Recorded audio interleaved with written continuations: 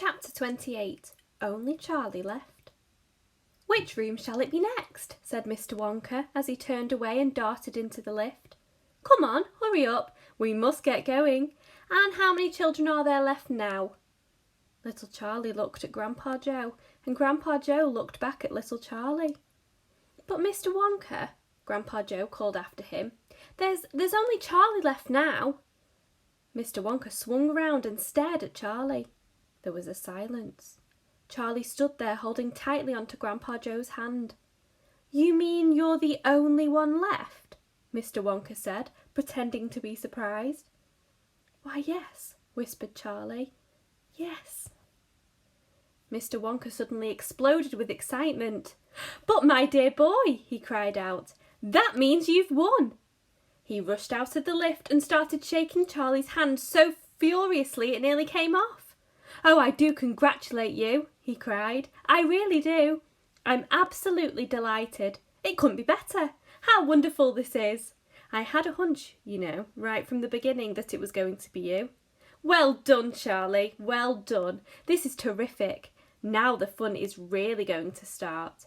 But we mustn't dilly. We mustn't dally. There's even less time to lose now than there was before. We have an enormous number of things to do before the day is out. Just think of the arrangements that have to be made, and the people we have to fetch. But luckily for us, we have the great glass lift to speed things up. Jump in, my dear Charlie, jump in. You too, Grandpa Joe, sir. No, after you. That's the way. Now then, this time I shall choose the button we are going to press." Mr. Wonka's bright twinkling blue eyes rested for a moment on Charlie's face. Something crazy is going to happen now, Charlie thought, but he wasn't frightened. He wasn't even nervous. He was just terrifically excited, and so was Grandpa Joe.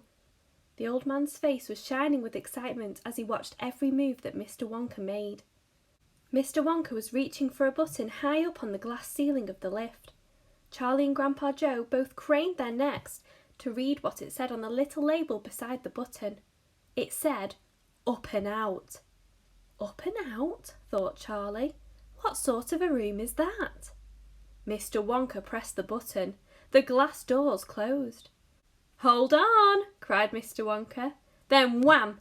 The lift shot straight up like a rocket. "Yippee!" shouted Grandpa Joe. Charlie was clinging to Grandpa Joe's legs and Mr. Wonka was holding on to a strap from the ceiling. And up they went. Up, up, up. Straight up this time, with no twistings or turnings, and Charlie could hear the whistling of the air outside as the lift went faster and faster. "Yippee!" shouted Grandpa Joe again. "Yippee! Here we go!" "Faster!" cried Mr. Wonka, banging the wall of the lift with his hand. "Faster! Faster! If we don't go any faster than this, we shall never get through." "Through what?" shouted Grandpa Joe. "What have we got to get through?" "Aha!" cried Mr. Wonka. "You wait and see. I've been longing to press this button for years, but I've never done it until now. I was tempted many times. Oh yes, I was tempted, but I couldn't bear the thought of making a great big hole in the roof of the factory. Here we go, boys, up and out." "But you don't mean," shouted Grandpa Joe, "you don't really mean that this lift—" "Oh yes, I do," answered Mr. Wonka.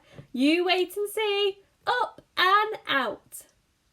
But it's made of glass," shouted Grandpa Joe.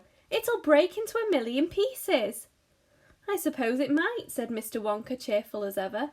"But it's pretty thick glass, all the same." The lift rushed on, going up and up and up, faster and faster and faster.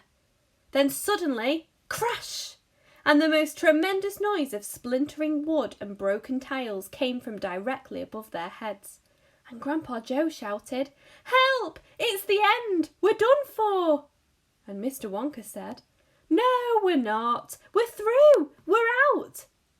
Sure enough, the lift had shot right up through the roof of the factory and was now rising into the sky like a rocket, and the sunshine was pouring in through the glass roof. In 5 seconds, they were 1,000 feet up in the sky. "The lift's gone mad!" shouted Grandpa Joe. "Have no fear, my dear sir," said Mr. Wonka calmly. as he pressed another button. The lift stopped.